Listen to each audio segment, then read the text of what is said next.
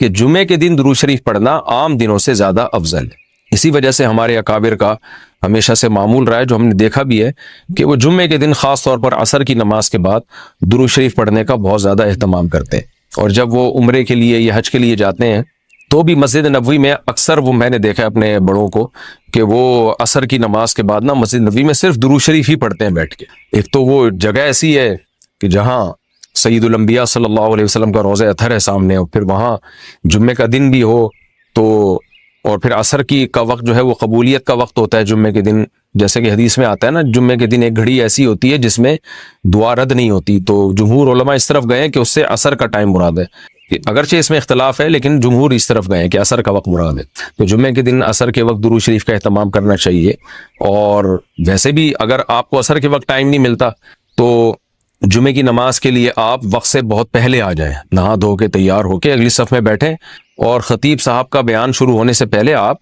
تحیۃ المسجد پڑھنے کے بعد درود شریف کی کثرت کیا کریں، تو اس کے بہت زیادہ فضیلت ہے اور ہمیں اللہ نے حکم دیا ہے۔ اور علماء نے بیان کیا کہ درود شریف کو جو اللہ نے ہم پہ لازم کیا نا، اس میں ایک حکمت یہ بھی ہے کہ سید الانبیاء صلی اللہ علیہ وسلم کی بشریت ہمارے ذہن میں اور اچھی طرح بیٹھ جائے، کیونکہ پچھلی امتیں جو تباہ و برباد ہوئی ہیں وہ اس لیے ہوئی ہیں کہ انہوں نے پیغمبروں کو اتنا اونچا مقام دیا کہ اللہ کے برابر لے آئے، جیسے عیسائیوں نے حضرت عیسیٰ کو اللہ کا بیٹا بنا دیا معاذ اللہ، اور ہمارے یہاں بھی جو بدعتی لوگ ہیں انہوں نے سید الانبیاء کو حاضر ناظر مشکل کشا کیا بنا دیا، تو شرک کرنے لگے۔ تو درود شریف میں ایک حکمت یہ بھی ہے کہ جب ہم نبی کے لیے دعا کرتے ہیں اللہ تعالیٰ سے کہ اللہ سید الانبیاء پر اپنی خصوصی رحمتیں نازل فرما اور آپ پر سلامتیاں بھیج، تو اس سے ہمیں یہ بھی پتہ چلتا ہے، یہ عقیدہ ہمارے دل میں بیٹھتا ہے کہ محمد صلی اللہ علیہ وسلم بھی اللہ کی رحمت کے محتاج ہے، تبھی تو ہمیں حکم دیا جا رہا ہے کہ ان کے لیے دعا مانگو۔ ہاں یہاں ایک اشکال ہو سکتا تھا اس کا کہ بھئی اچھا اس کا مطلب نبی ہماری دعا کے محتاج ہیں، تو نہ، نبی ہماری دعا کے محتاج نہیں ہے، اللہ کی رحمت کے محتاج ہے۔ ہم دعا نہیں بھی مانگیں گے تو اللہ اپنے حبیب صلی اللہ علیہ وسلم پر رحمت بھیجے گا، لیکن اللہ نے ہمیں حکم یہ دیا تاکہ ہماری نظر میں یہ عقیدہ اور اچھی طرح مضبوط ہو جائے کہ تم بھی پیغمبر کے لیے اللہ سے دعا مانگا کرو۔ اس سے پتہ چلتا ہے پیغمبر تمہاری دعا کے محتاج ہوں یا نہ ہو، لیکن اللہ کی رحمت کے بہرحال محتاج ہیں، اور پیغمبر بھی اس لائق ہیں کہ ان کے لیے دعا مانگی جائے، اور یہ اس سے ان کا مرتبہ کم نہیں ہوتا بلکہ مرتبہ بڑھ جاتا ہے، کیونکہ پیغمبر نے ہمیں یہ سکھایا ہے کہ یا ایھا الناس انتم الفقراء الی اللہ، اے لوگو تم سب کے سب اللہ کے در کے محتاج ہو۔ اور یہ جو میں نے کہا کہ پیغمبر اس لائق ہیں کہ ان کے لیے دعا مانگی جائے، تو اس کا کوئی یہ مطلب نہ لے کہ پیغمبر ہماری دعا کے محتاج ہیں، یہ میں بار بار بتا چکا ہوں، ہماری دعا کے محتاج نہیں ہے، لیکن اللہ تعالیٰ یہ چاہتے ہیں کہ میں پیغمبر پر رحمت بھیجوں لیکن اس میں امتیوں کا حصہ پڑ جائے۔ حضرت مولانا اشرف علی تھانوی رحمہ اللہ نے اس کی ایک مثال دی ہے کہ جیسے کسی بادشاہ کو اپنے شہزادے سے بہت زیادہ محبت ہے، وہ ویسے ہی اس کو گفٹ دینا چاہتا ہے، اور آپ کو پتہ ہے کہ اس نے یہ گفٹ دینا ہے، لیکن آپ جا کے بادشاہ سے سفارش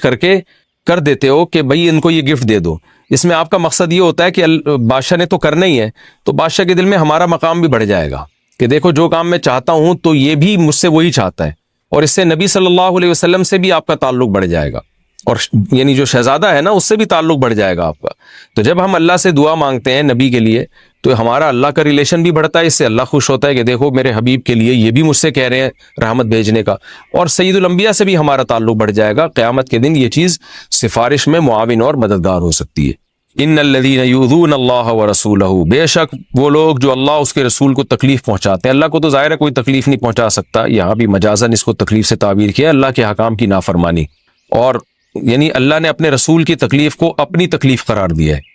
لعنہم اللہ فی الدنیا والآخرہ، ان پر دنیا اور آخرت میں لعنت ہوتی ہے، کیونکہ منافقین یہی کام کر رہے تھے نا، میں نے بتایا کہ سورت کا حاصل یہی ہے، اس میں اہم مضمون یہی بیان ہوا ہے۔ وَأَعَدَّ لَهُمْ عَذَابًا مُهِينًا، اور اللہ نے ان کے لیے ذلت والا عذاب تیار کر کے رکھا ہے۔ وَالَّذِينَ يُؤْذُونَ الْمُؤْمِنِينَ وَالْمُؤْمِنَاتِ، اور وہ لوگ جو مومنین اور مومنات کو تکلیف دیتے ہیں، عام مسلمانوں کو تکلیف دیتے ہیں، بغیر مکتسبوا، بغیر اس کے کہ جو انہوں نے کمایا، یعنی ایسے کاموں کو ان کی طرف منسوب کر کے تکلیف دیتے ہیں جو کام انہوں نے کیے نہیں ہیں، پروپیگنڈا کرتے ہیں، بدگمانیاں پھیلاتے ہیں، تو فقد احتملوا بہتانا، تو تحقیق ان لوگوں نے بہت بڑا بہتان اٹھا لیا۔ بہتان کہتے ہی بہت بڑے جھوٹ کو ہے، وہ اثما مبینہ، اور کھلا گناہ، کیونکہ تکلیف کا ایک ذریعہ یہ بھی ہے کہ کوئی بھی اچھا کام کر رہے ہو آپ اس کی نیت میں شک کرنا شروع کر دو، تو حالانکہ وہ بری نیت نہیں تھی اس کی، اس میں منفی پہلو تلاش کرنا شروع کر دو، مجھے کسی نے کل کہا کہ بھائی ایک صاحب ہیں جو دین کی تبلیغ کر رہے ہیں اور یوں بائکوں پہ بیٹھ کے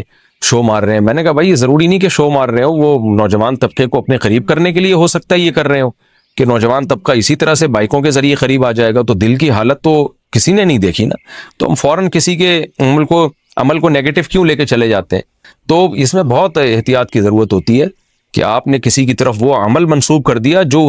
وہ کر نہیں رہا. آپ نے کہہ دیا کہ یہ شو مار رہا ہے, حالانکہ وہ نہیں شو مار رہا. آپ نے کہہ دیا وہ دکھلاوا کر رہا ہے, حالانکہ اس کی نیت دکھلاوے کی نہیں ہے. تو ہماری سوسائٹی میں یہ بہت ہے. تو اللہ نے اس پہ بھی پابندی لگائی کہ جو کسی بھی طرح سے ایمان والے مرد اور عورتوں کو تکلیف دیتے ہیں تو بہت بڑے گناہ کے وہ مرتکب ہوتے ہیں.